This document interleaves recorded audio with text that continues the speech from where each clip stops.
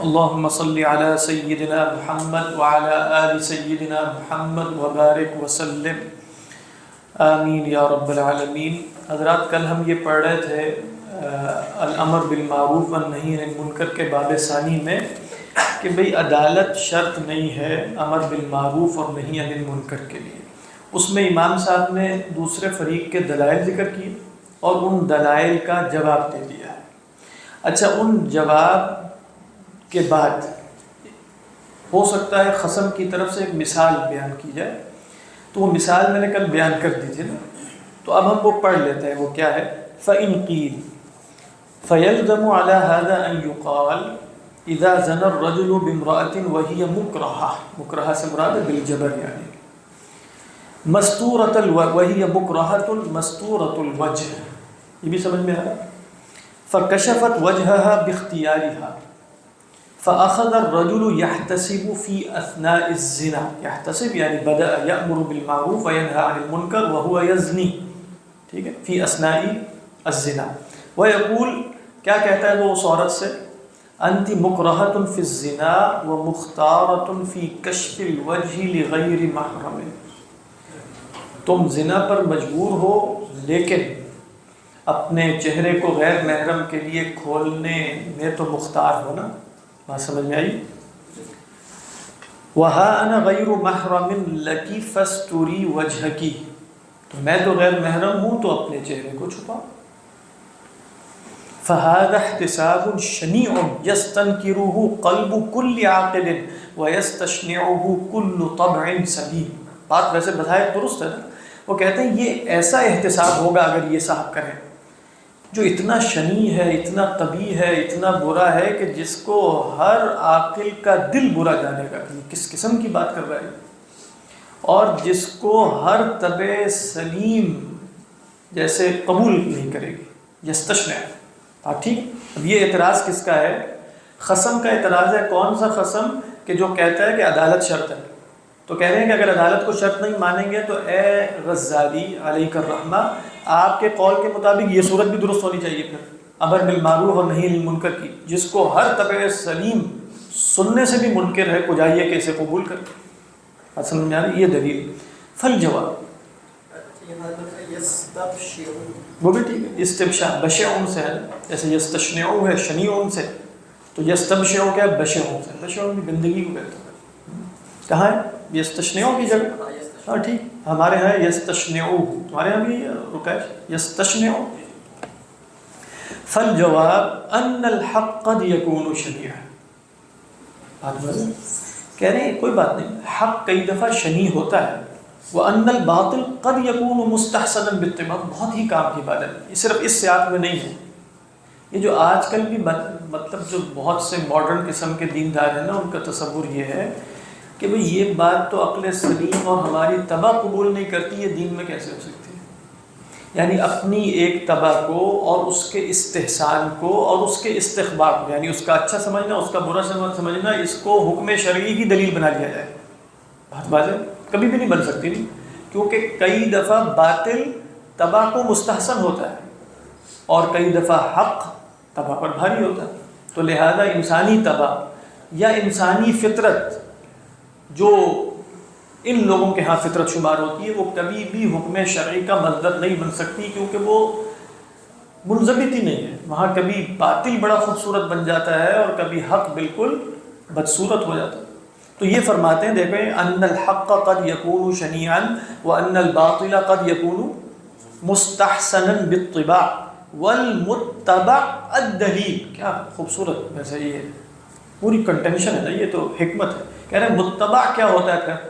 اگر تبع کا کوئی اعتبار ہی نہیں، یہ عقل سلیم نامی شے کا کوئی اعتبار نہیں ہے، تو متبع کیا ہے پھر؟ دلیل، والمتبع الدلیل دون نفرت، یہ نفرت دونوں ٹھیک ہے، دون نفرت الاوہام والخیالات۔ پھر بتا رہے ہیں یہ اوہام اور خیالات، یہ جو اوہام اور خیالات کے اندر ایک بدکنا کسی شے سے پیدا ہوتا ہے، نفرہ کہتے ہیں بدکنے کو، جس کو ہم اردو میں نفرت بھی کہتے ہیں۔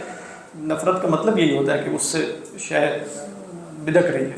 کہہ رہے ہیں اس کا کوئی اعتبار ہے ہی نہیں، اس کا کوئی اعتبار نہیں۔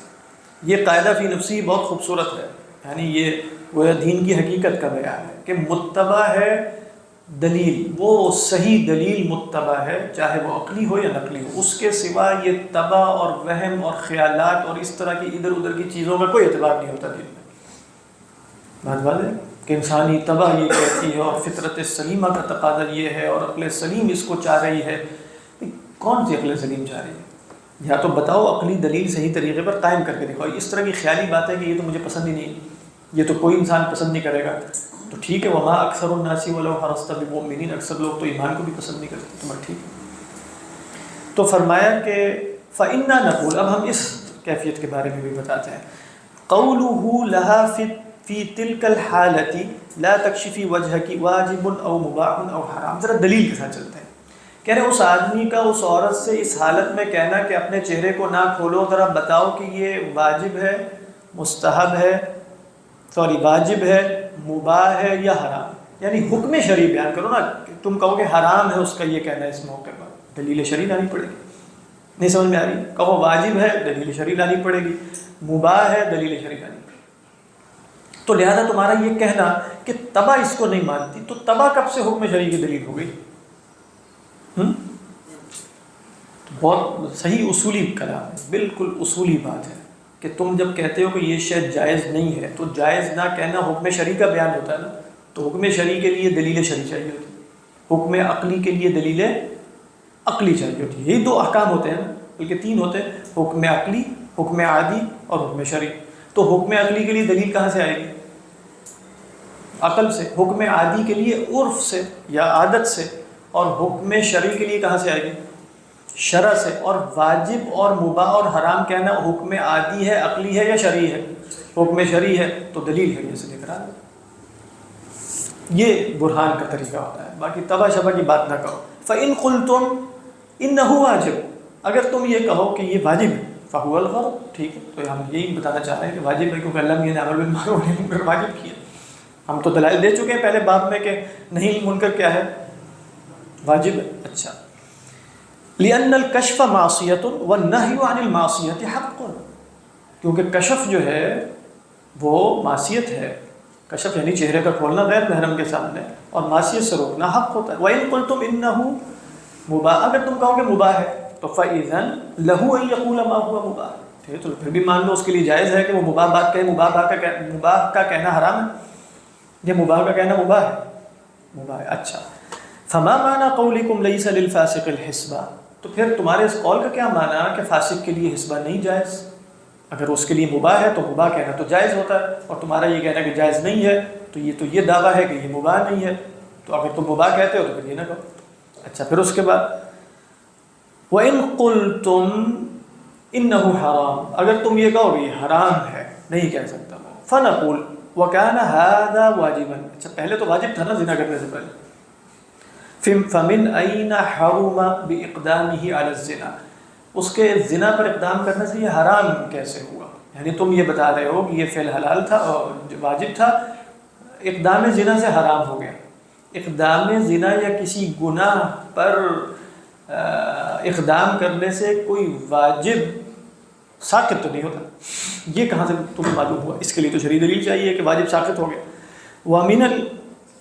وَمِنَ الْغَرِيبِ، کہتے ہیں یہ بات تو غریب ہے نا شریعت میں، غریب سے مراد ہے یہ نہیں کہ عقل طبع سلیم کو تو وہ نقل کر چکے۔ وَمِنَ الْغَرِيبِ ای غریب فی الشریعۃ فی الشرع ان یصیر الواجب حراما، کہ واجب حرام ہو جائے بسبب ارتکاب حرام آخر، کسی اور حرام کے ارتکاب کی وجہ سے۔ یہ کیسے ہو؟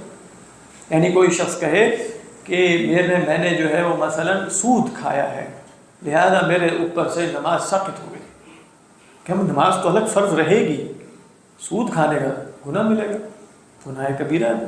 تو ایک ارتکاب حرام سے کوئی اور واجب ساقط نہیں ہوتا۔ بات سمجھ میں آئی؟ یہ دلائل دیا میں نے۔ اچھا، اس کے بعد وہ یہ بتائیں گے کہ اچھا یہ نفرت تباہ کیونکہ اتنا اندر تک اتر کے وہ دیکھتے ہیں، اچھا نفرت تباہ کیوں پیدا ہوتی ہے پھر اگر یہ شریعت، تو وہ بتا رہے ہیں اس کے دو سبب ہیں، وہ ہم بتا دیتے ہیں۔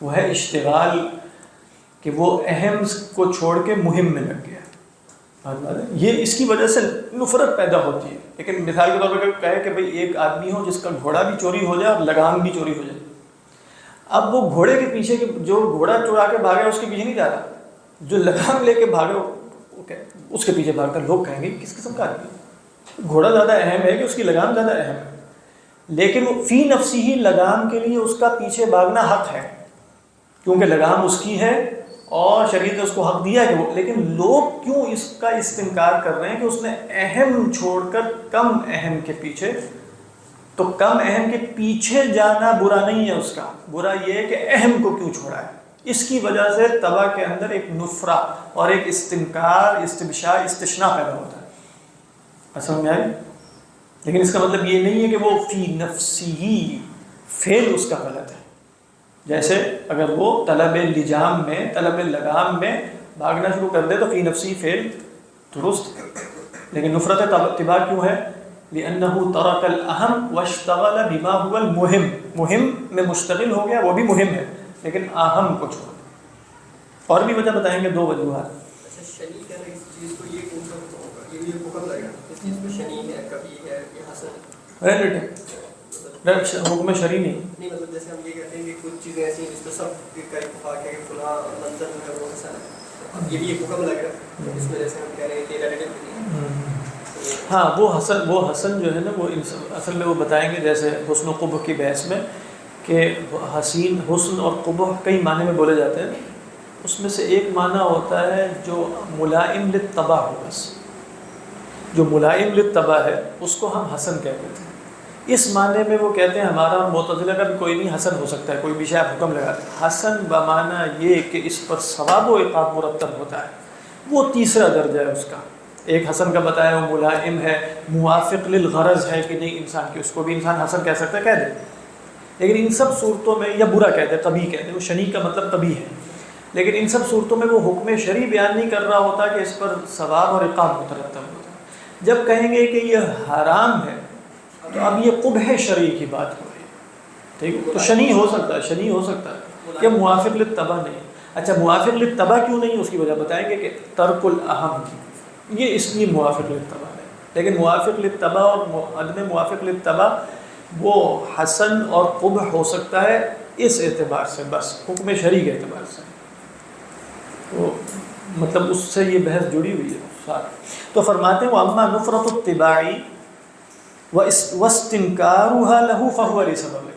اب فرماتے ہیں جو نفرت اتباع پیدا ہوئی یہ دو سبب کی وجہ سے ہے، أَنَّهُ تَرَكَ الْأَهَمَ وَاشْتَغَلَ بِمَا هُوَ مُهِمٌ، اہم چھوڑ کر مہم میں لگ گیا، مہم بھی ضروری کام ہے، اہم اس سے زیادہ ضروری۔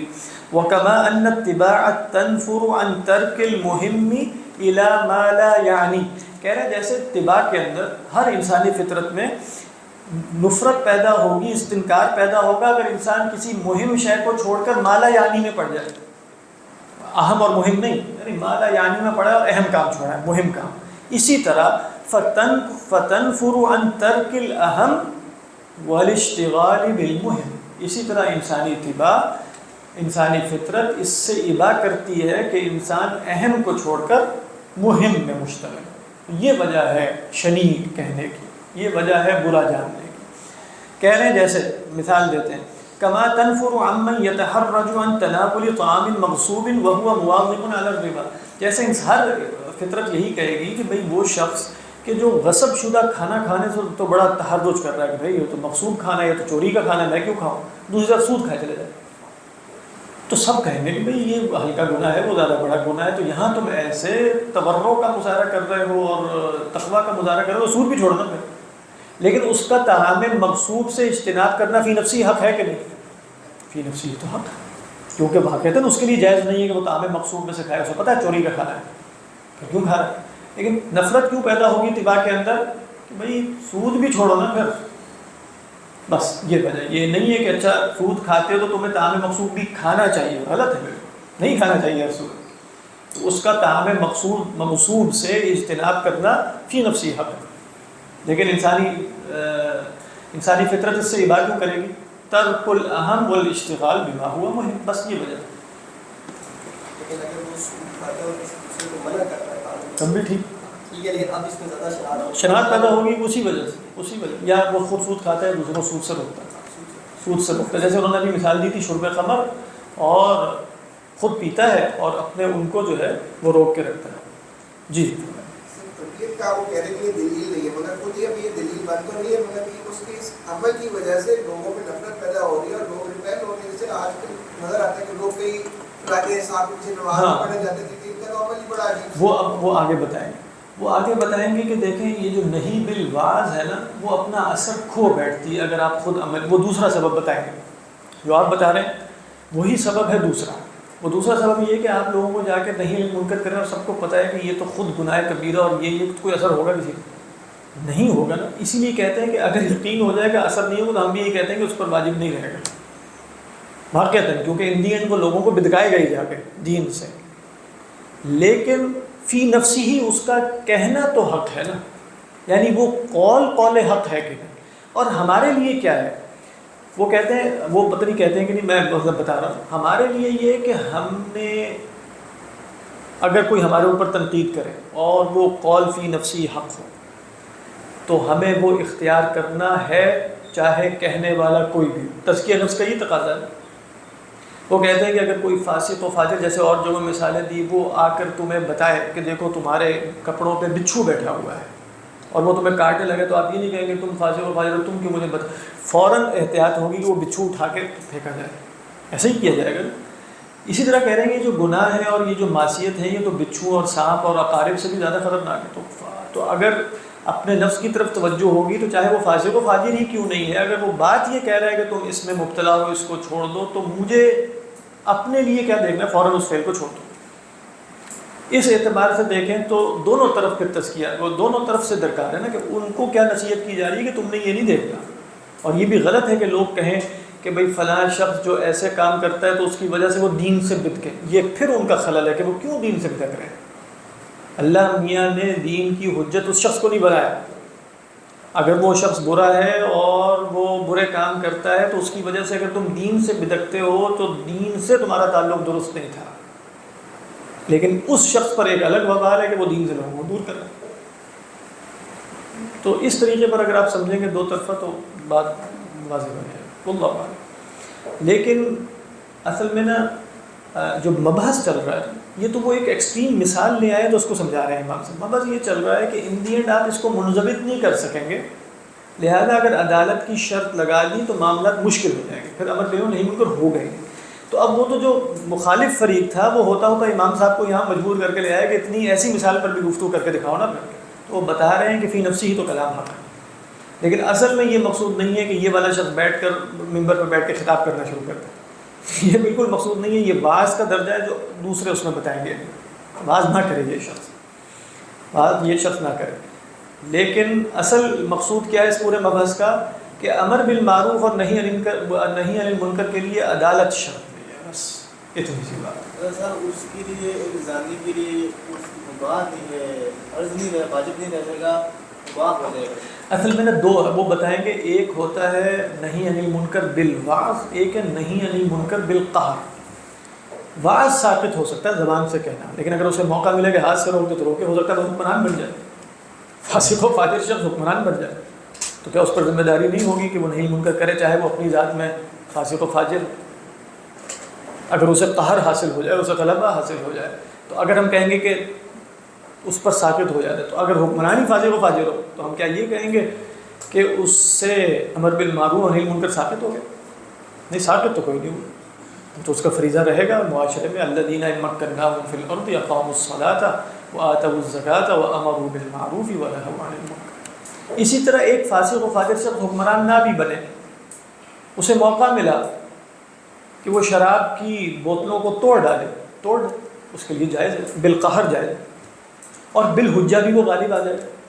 کیسے؟ اللہ کی حجت تو ہے نا کہ یہ چیزیں نہیں ہونی چاہیے. اسے موقع بھی مل گیا تو زبردستی وہ آلات توڑ دیے اور شراب بہا لی.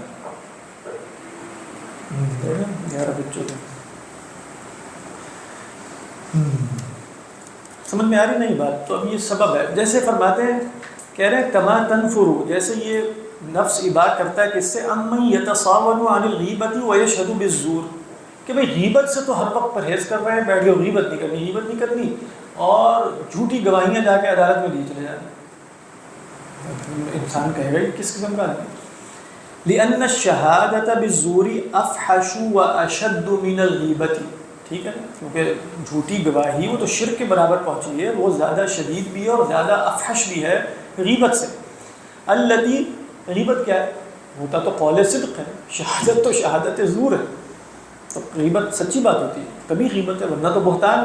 التی ہی اخبار عن کائن یصدق فیہ المخبر، کہہ رہے ہیں وہ ایک ایسے واقعے کے متعلق خبر ہوتی ہے جس میں خبر دینے والا صادق ہوتا ہے۔ وَهَذَا الْإِسْتِبْعَادُ فِي النُّفُوسِ لَا يَدُلُّ عَلَىٰ أَنَّ تَرْكَ الْغِيبَةِ لَيْسَ بِوَاجِبٍ۔ کیا کمال بات کی نا، کہہ رہے ہیں یہ جو استبعاد پیدا ہوا کہ یہ غیبت سے تو اجتناب کر رہا ہے، جھوٹی گواہیاں دیتا ہے، اس استبعاد فی النفوس میں دلیل نہیں ہے کہ ترک غیبت واجب نہیں ہے، ترک غیبت بھی واجب ہے اور وہ ٹھیک کر رہا ہے غیبت کو چھوڑ کے۔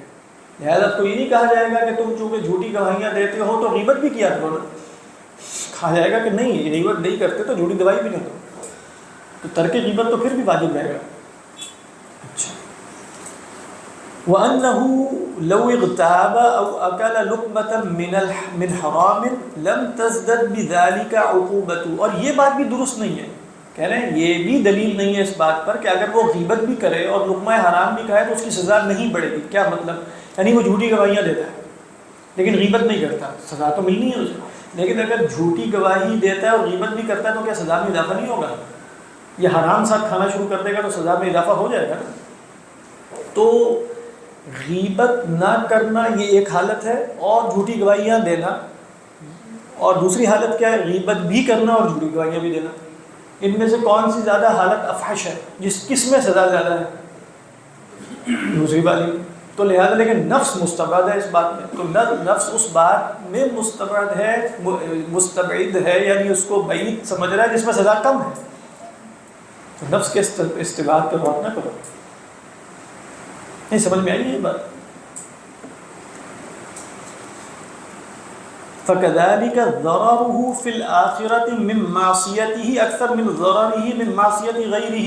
اب یہ پرانی مثال کی طرف آ رہے ہیں، وہ جو مثال دی تھی نا، تو وہ کہہ رہے ہیں اسی طرح نا اس کا آخرت میں ضرر اپنی معصیت سے زیادہ ہے بنسبت دوسرے کی معصیت سے، تو یہاں اپنی معصیت کی فکر نہیں کر رہا اور دوسرے کو معصیت سے بچانے کے چکر میں، وہ جو مثال دی تھی انہوں نے اس میں، اس لیے وہ کیا کہیں گی، اتباع کیا کہیں گی، تو بہت برا کام ہے۔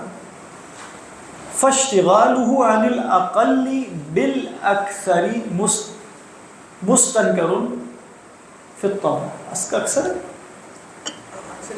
لیکن بس وہ ہے بالاقل، ہاں وہی میں سوچ رہا ہوں کہ یہ سارا غلط ہو گیا کیونکہ وہ بالاکثر سے تھوڑی مشتمل ہے، تو پھر کیا ہے جملہ؟ بالاقل فاشتغالہ بالاقل، ہاں بالاقل، ہمارے یہاں لکھا ہے عن الاقل، یہ غلط ہے، اس کو ٹھیک کر لیں۔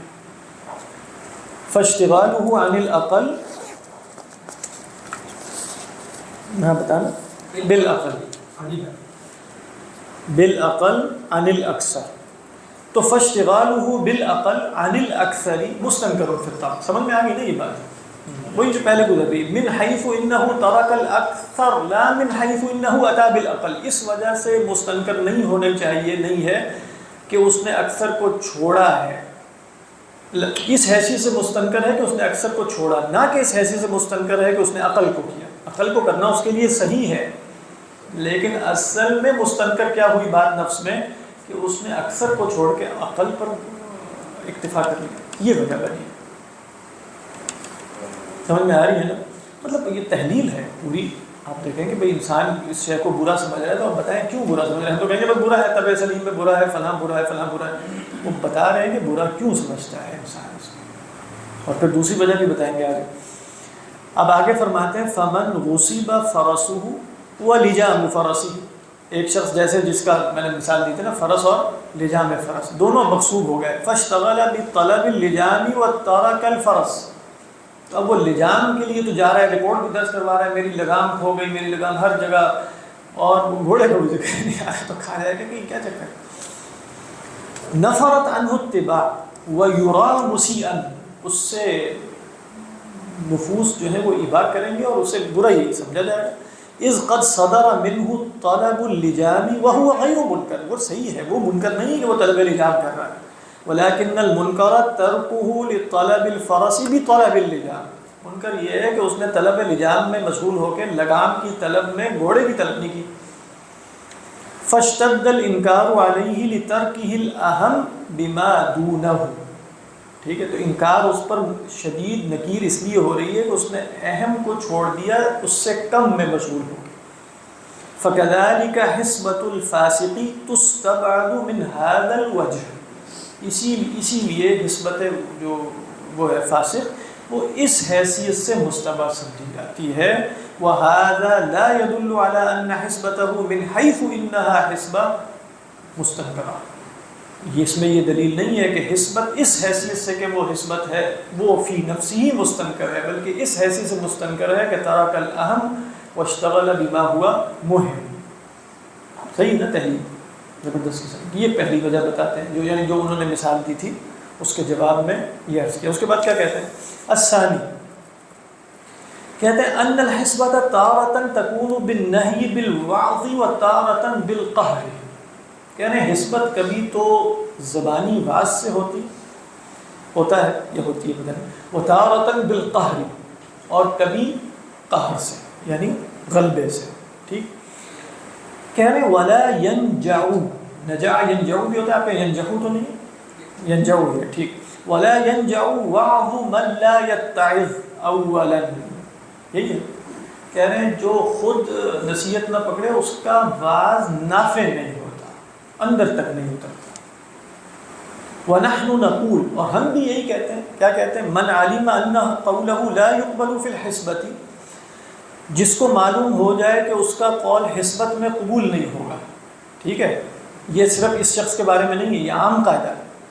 من علم، عالمہ سے مراد ہے من علم علم الیقین او غلب علی ظنہ غلبۃ، اس کا غلبہ ظن اسے اتنا ہو جائے کہ بھئی یہاں بات کرنے کا فائدہ نہیں ہے کسی صورت میں، اس سے وعظ کی سطح پر ساقط ہو سکے۔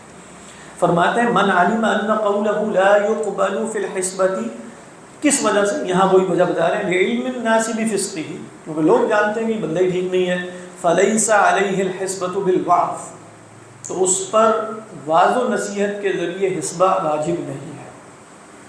اس کے لیے کیا واجب نہیں ہے؟ اب آپ یہ کیٹیگری دیکھیں، اس کے لیے امر بالمعروف نہیں المنکر باللسان واجب نہیں ہے، واجب ہے بالید۔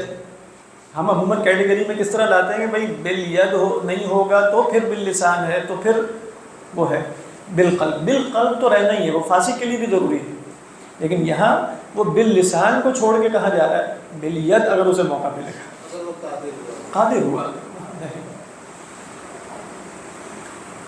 فَلَيْسَ عَلَيْهِ الْحِسْبَةُ بِالْوَعْظِ إِذْ لَا فَائِدَةَ فِي وَعْظِهِ، فائدہ کوئی نہیں نا اس کے بعد میں۔ فَالْفِسْقُ يُؤَثِّرُ فِي إِسْقَاطِ فَائِدَةِ كَلَامِهِ، وعظ جو ہے وہ اس کے کلام کے فائدے کو ساقط کرنے میں مؤثر ہے، یہی ترجمہ ہے۔ ثم اذا سقطت فائدۃ کلامہ سقط وجوب الکلام، اگر اس کے کلام کا فائدہ ساقط ہو جائے، کوئی نفع نہ ہو، تو پھر کیا ساقط ہو جائے گا؟ وجوب بھی۔ اچھا اس کے بعد یہ ویسے قاعدہ کی وجوب ساقط ہونے کا یعنی مثال کے طور پہ آپ جابر سلطان کے سامنے آپ کو پتہ ہے کہ یہاں بولنے کا کوئی فائدہ نہیں ہے کسی قسم کا، تو یہ بہت عظیمت ہے کہ آپ بول کے اپنی گردن کٹوا لیں، لیکن رخصت ہے یار نہ نہیں، یعنی اس میں عموم ہے کہ عموم، اس میں عموم یعنی، لیکن یہ نہیں ہے کہ بس مجھے لگ رہا ہے کہ فائدہ نہیں ہوگا، لیکن وہ پہلے بتا چکے ہیں، شاید ہم نے اس میں پڑھا تھا کہ انسان اگر دیکھے تشوش الزمان اور یہ اور وہ منکر لیکن اس کے لیے پھر معصیت میں من غیر حاجت حاضر ہونا حرام ہے، یعنی وہ کہے کہ میں اس مجلس میں بیٹھا ہوں جہاں حرام چل رہا ہے، اور چونکہ فائدہ کلام نہیں ہے تو نہیں منکر تو ثابت ہو گیا، یہ تو ثابت ہو گیا، لیکن اس کے لیے بیٹھنا جائز نہیں ہے، اٹھ کے جانا پڑے گا، لیکن اگر وہ بیٹھا رہے گا اور نہیں کرتا تو پھر تو گناہ گار ہوتا ہے۔ بات واضح ہے۔ فرماتے ہیں فَأَمَّا إِذَا كَانَتِ الْحِسْبَةُ بِالْمَنْعِ، اگر حسبہ ہو بالفعل روکنے سے، بالمنع کہ روک دے گناہ سے اس کو، ٹھیک ہے، کیسے؟ تو کہتے ہیں فقد قہر بالحجتی، تو یا قہر بالحجتی، تو کہہ رہے ہیں ایسی صورت میں بھی وہ مقہور بالحجہ تو ہوگا۔ کون مقہور بالحجہ ہوگا؟ روکنے والا فاسق۔ کیوں؟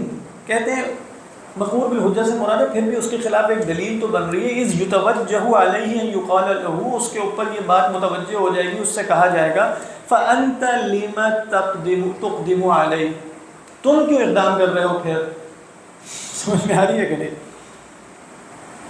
اب یہ سبب کیا بن رہا ہے کہ بھئی جس کی وجہ سے فطرت اس سے ابا کر رہی ہے کہ وہ روکے گا بالمنع بھی یا باللسان بھی، تو لوگ اس سے کیا کہیں گے؟ پہلے تم کیوں کرتے ہو یہ کام؟ تو واعظ کا یا روکنے کا اثر نہیں رہے گا. سمجھ میں آ رہی ہے؟ اب یہ پہلی وجہ کیا تھی نفور اتباع میں؟ ترک الاہم والاشتغال بما هو مهم. اور دوسرا کیا ہے؟ النفوس ستسأل اذا كنت تمنع عن المعصیة فانت لماذا تقدم عليها، تم کیوں اس پر اقدام کرتے ہو؟ پھر کہے کہ زہر کھانے سے روکے اور خود بھی زہر کھاتے ہیں. اچھا ہاں وہ ذرا بتاؤ نا، مجھے بھی لگ رہا تھا کہ گڑبڑ. اذا كانت النسبة بالمنع فالمراد منه القهر وتمام القهر ان يكون بالفعل والحجة جميعا، واذا كان فاسقا فان قهر بالفعل فقد قهر بالحجة. اب یہ تو آپ کی بات صرف یہاں سے ہاں یہ ہو گیا نا. کہاں تک فتن؟ یعنی اما اذا كانت النسبة بالمنع. اچھا وہ ٹھیک ہے، یعنی وہ کہہ رہے ہیں فانت لما تقدم علیہ، اس کے بعد ہے یہ جملہ. نہیں ہاں پہلے بالکل جانتے اما اذا كانت النسبة بالمنع. ہاں ٹھیک ہے، اس کے بعد فالمراد منه القهر وتمام القهر ان يكون بالفعل والحجة جميعا. یہاں تک تو میرے ہاں بھی ہے. ہاں میں نے لگتا ہے کہ پڑھا نہیں ہے تو صحیح میرے پاس. میں اگلی لائن میں شفٹ ہو گیا. بریک بریک لکھا ہوا ہے نا اصل میں، اس کا اس میں بندہ آگے پیچھے شفٹ ہو جاتا ہے. خیر اس کے بعد فرمایا ہاں وَإِن كَانَ فَاسِقًا. اچھا وہ تو ہم نے پڑھ لیا نا، نہیں پڑھا. فَأَمَّا إِذَا كَانَتِ الْحِسْبَةُ بِالْمَنْعِ، ہاں یہاں تک. فَالْمُرَادُ مِنْهُ الْقَهْرُ، ٹھیک ہے وہ جو میں پہلے بتا رہا تھا کہ من سے مراد ہے بالفعل روک دے جبرن. وَتَمَامُ الْقَهْرِ أَنْ يَكُونَ بِالْفِعْلِ وَالْحُجَّةِ جَمِيعًا، ہونا یہ چاہیے کہ قہر فعل و حجت کے ساتھ. اس کے پاس حجت نہیں ہے، ابھی آگے اس کا ذکر آ رہا ہے. اس کے پاس فعل تو ہے، حجت کیوں نہیں ہے؟ وَإِذَا كَانَ فَاسِقًا فَإِن قَهَرَ بِالْفِعْلِ فَقَدْ قُهِرَ بِالْحُجَّةِ. یہ قُهِرَ ہے، یہ آپ کے ہاں لکھا ہے قُهِرَ. اچھا کہہ رہے ہیں اگر وہ فاسق ہے تو وہ بالفعل تو قاہر ہو گیا ہے لیکن حجت کے اعتبار سے مقہور ہے نا. کیوں؟ اذ یتوجہ علیہ ان یقال له، کیونکہ اس پر یہ بات متوجہ ہو جائے گی، اس سے کہا جائے گا فانت لما تقدم علیہ. سمجھ میں آ رہی ہے کہ نہیں؟ یعنی اذا کان فاسقا وبالفعل قہر، تو قہر بالفعل ولكن هل قہر بالحجة؟ لم يقهر بالحجة.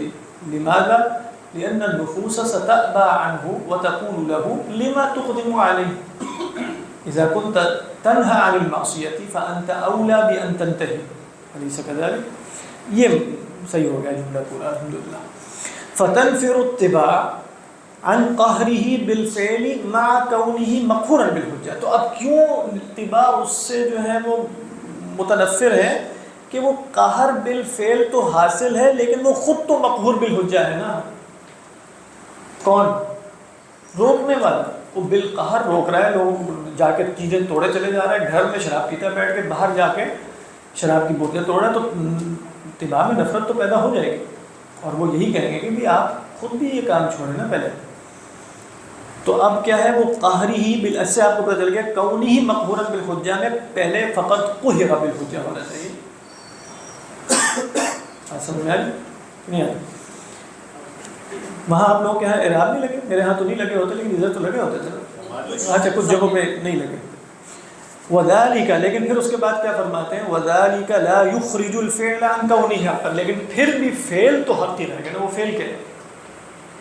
جو اس نے آ کر چیزیں توڑنی شروع کر دی ہیں، منع کرنا شروع کر دیا، ٹھیک ہے وہ مقہور بالحجہ ہے لیکن وہ قاہر بالفعل ہے. اور نفوس میں ابا اسی وجہ سے پیدا ہوا کہ وہ خود معصیت کرتا ہے لیکن فی نفسی اس کا یہ فعل کہ میں یہ گانے بجانے کے آلات توڑنے لگا ہوں، یہ فی نفسی ہی فعل تو حق.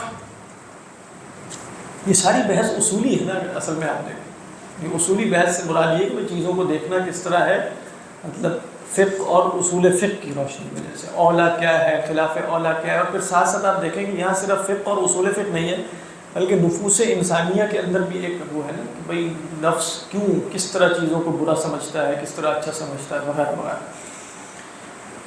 یا اللہ سلام. آج تو یہ ہے علوم لمبی ہوگی تو مجھے علماء صاحب چیک کرنا ہے.